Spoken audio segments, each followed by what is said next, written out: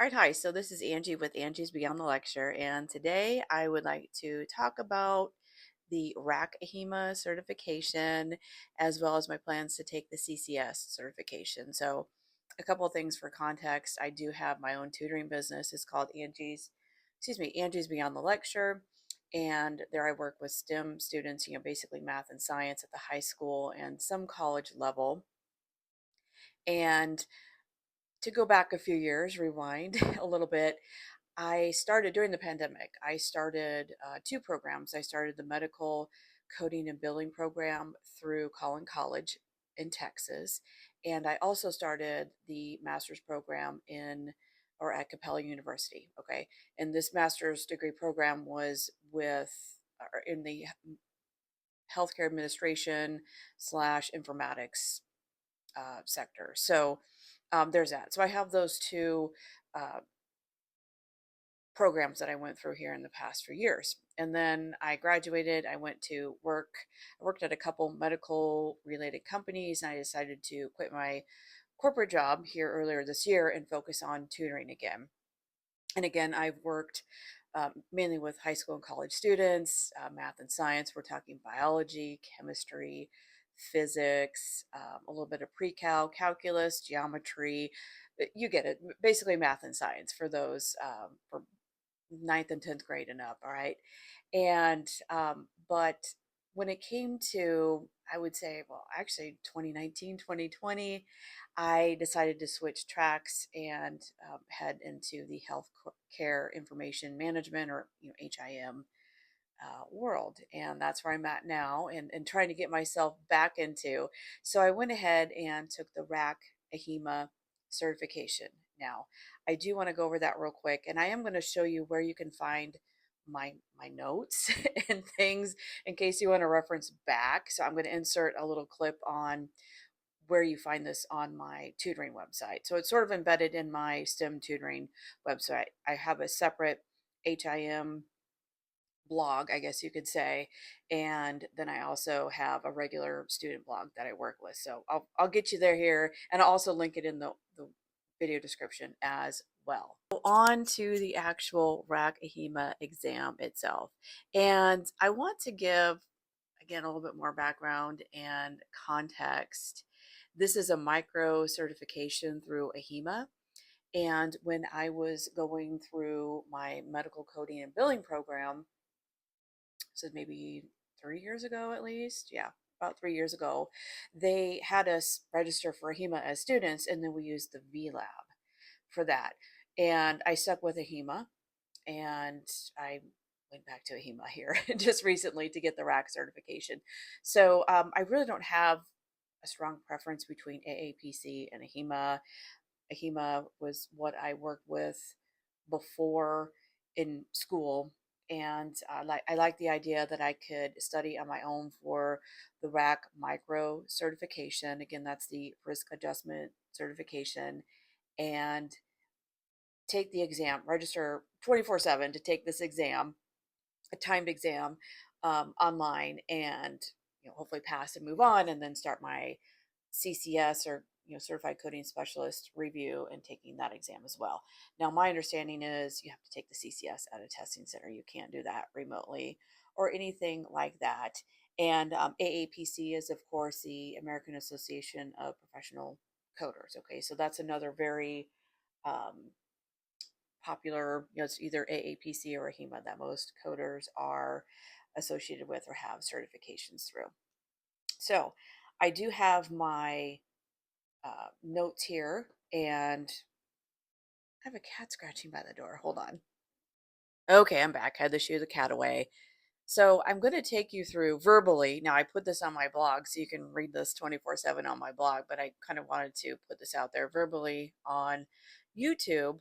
And also, another reason I wanted to put it out there is because when I did a search on YouTube for instance, anyone who took the RAC AHIMA exam, the only the only information I could really find was through Victoria Mole, or I think it's Victoria Vo now. Now she's a very popular medical coding edutainment person out there. And I actually started following her when I started medical coding back in like 2020, 2021. So great personality, great resource for medical coding. And anyway, she was the only person I could really find who talks about the actual certification exam. And she actually has a review guide, review course that I did take that was very helpful. And I'll put that link in the description box as well. I don't get, you know, promotional money for this. I'm just letting you all know that if you're reviewing for the RAC AHIMA exam, it's a good resource. She'll take you through everything that you need to know for the exam,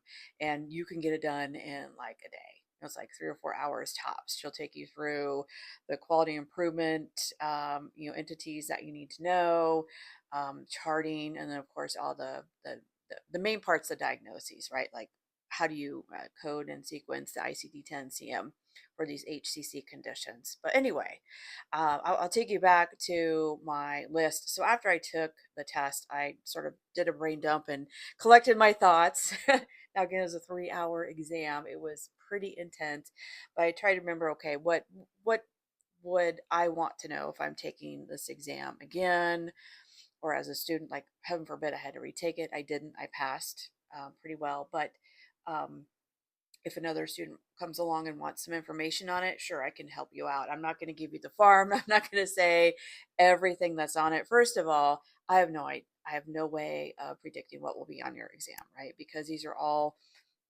randomized tests, from a pool of probably hundreds or even thousands of questions, potential questions that you could have on this exam. So we can't really fool or game the system. You really have to study this information. So out there, I have my exams observation summary. This is in my blog here, dated about a week ago.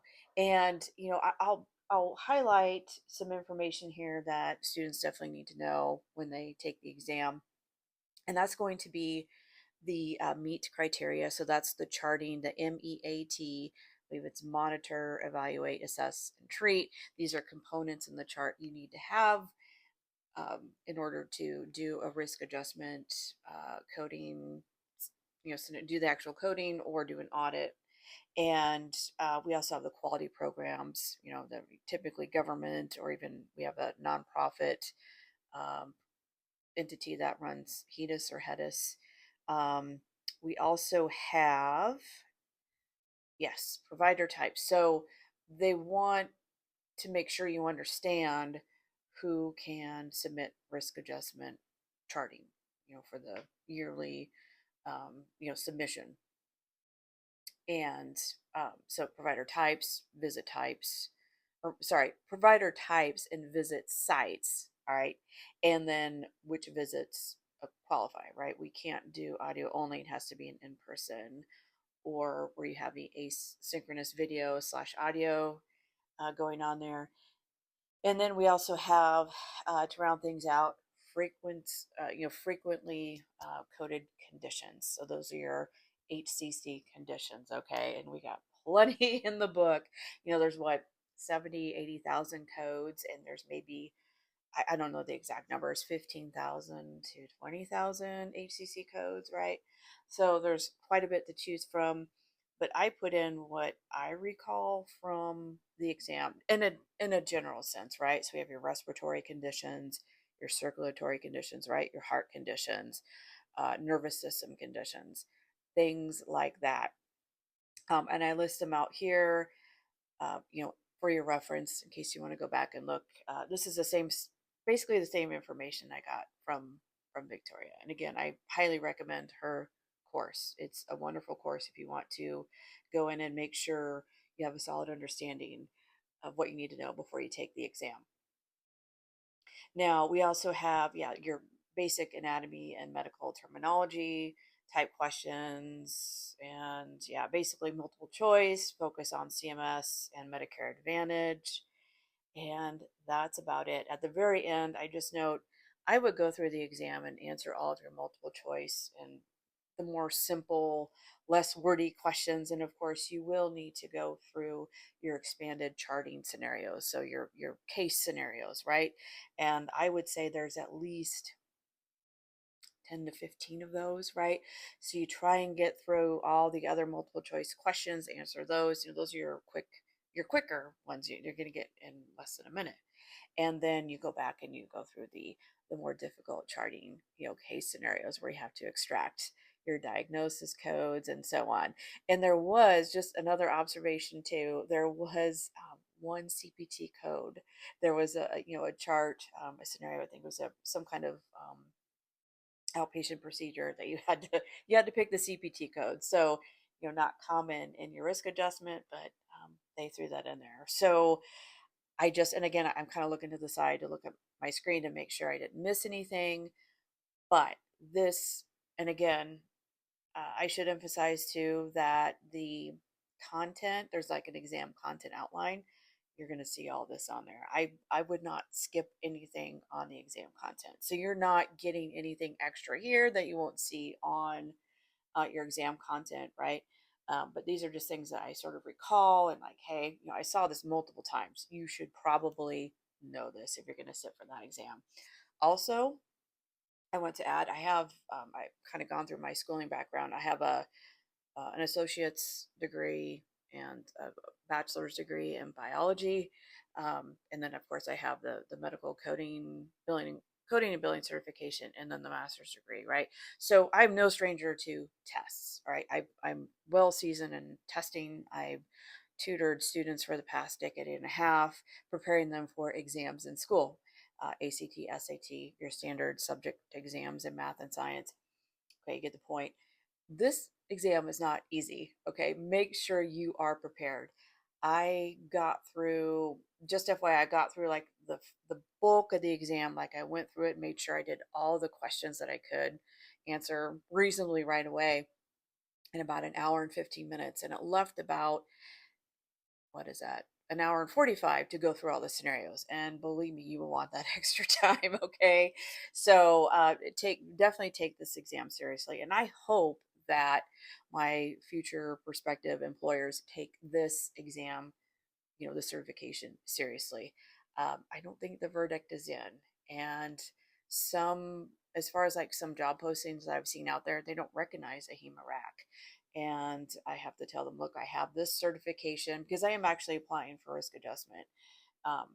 Because I think there's a boom in hiring lately, of course, with all the auditing going on with CMS and so on. So I'm hoping, it's yet to be determined, but I'm hoping they will take me with my education and at least that RAC micro. Who knows, I might have to hold out for the CCS. So I'll let you guys know how that all goes. But I really appreciate you taking the time to listen to this video, and I hope it's helpful for someone. And I hope I didn't leave anything out. If you guys watch this, are like, hey, you left something out here. Can you tell me what this is about, XYZ or whatever? And also, I will again put in Victoria Mole's um, Contempo Coding is her company name, right?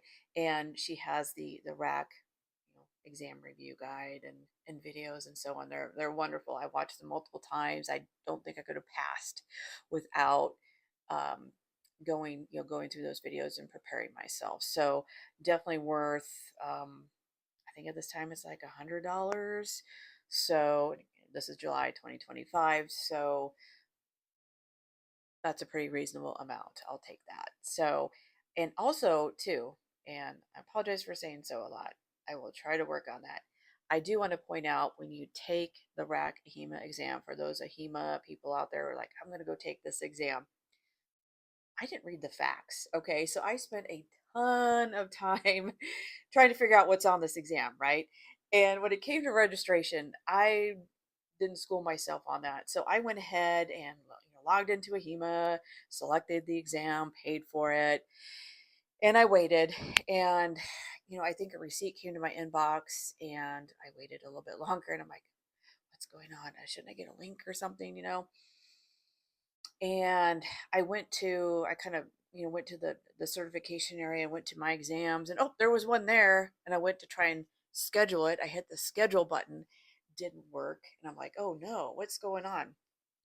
Ended up calling AHIMA. They're like, well, we'll look into it, we'll get back to you in a few days. I was like, no, I took this day off to take the exam. But bottom line here is, this silly story shouldn't have happened, because what I should have done is just waited maybe about 10 or 15 minutes for the actual link to the exam. So AHIMA employs a third party to, I guess, proctor. It's not really proctored or videoed or anything, but they administer the exam for you, right?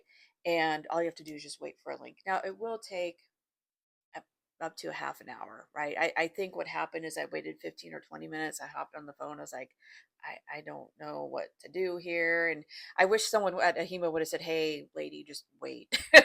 Just give it about 10, 15 minutes. You'll get an email from, I think it's question mark. That's the name of the company that does the exam. And that was fine. So anyway, no harm, no foul there. Just, wait for that exam link, and you get right off there. You just establish a username and password, and you're off to the races, and you start the exam. So wanted to warn y'all on that. And I think this information is in AHIMA's like FAQs for when you take the exam, and I simply did not take the time to review that like I probably should have. And I guess I made the assumption they would maybe give you some instructions when you register and pay for the exam, but they really didn't. So there you have it. Thank you for watching this.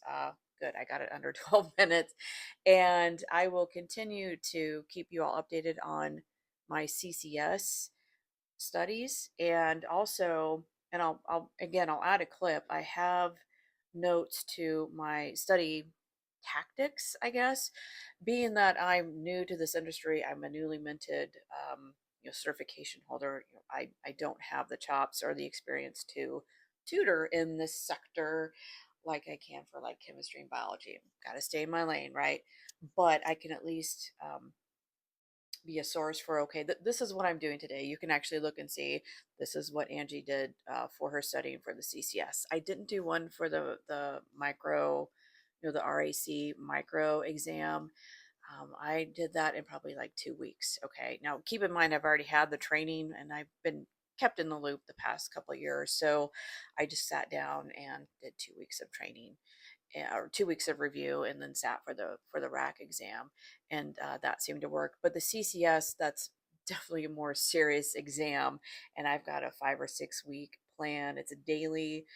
Right now, I'm just wrapping up ICD 10 CM because I just spent a lot of time, in that book for the RAC exam. I'm just going to keep going with that, and then I'll step over into CPT, and then I'll step over into ICD-10, PCS. What else is there? HCPCS. Of course, all the other, DRG. Oh, there's a ton of other topics like, charting, queries, present on admission, NCCI edits. You get the idea. And I'm going over 13 minutes. I will stop here. But again, please, you can subscribe. I'll start putting out other content on my STEM tutoring. Okay, I put a pause on that, but feel free to just subscribe to my channel. I'll start putting new content as soon as I'm done with CCS, maybe before. We'll see. We'll see how things go. But again, thanks for watching. Have a great day. Have an awesome rest of the summer. All right. Here are a couple different ways to get to my HIM information on my website. So here's the main page. And we have on the right-hand side, we have Explore the blog. I'll take you right here.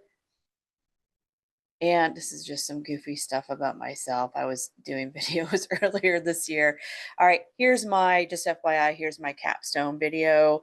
So this is sort of like a thesis class. It was the final class you take in your graduate program. And I did mine on coding and billing compliance in the mental health care profession and field. So that's, for instance, your therapists and your psychologists and psychiatrists and things like that. And I actually have a couple family members who are in this industry, so they gave me feedback on this as well. And if we go down here, yes, I have my micro certifications through AHIMA. These are all the observations that I went through in the video. And then down below, and again, this is just my generic blog, for students, whether they be STEM or someone like in the medical billing and coding profession happens to stumble across this. Here you go. And at the very bottom, this is my most recent blog entry. I have an announcement that I'm studying for the CCS. So as I mentioned in the video, I took my AHIMA RAC micro certification exam. That's again for risk adjustment coding. And I actually have a few applications out there. We'll see how they go. And in the meantime, I'm getting my CCS as well, sort of to top it off. And then here are my CCS study notes. So I'm just taking everyone through, and this is just as a guide, right? So I'm not, again, I'm not going to be tutoring this or putting out official practice questions or anything like that. I'm not that seasoned, but I'm a seasoned studier, okay?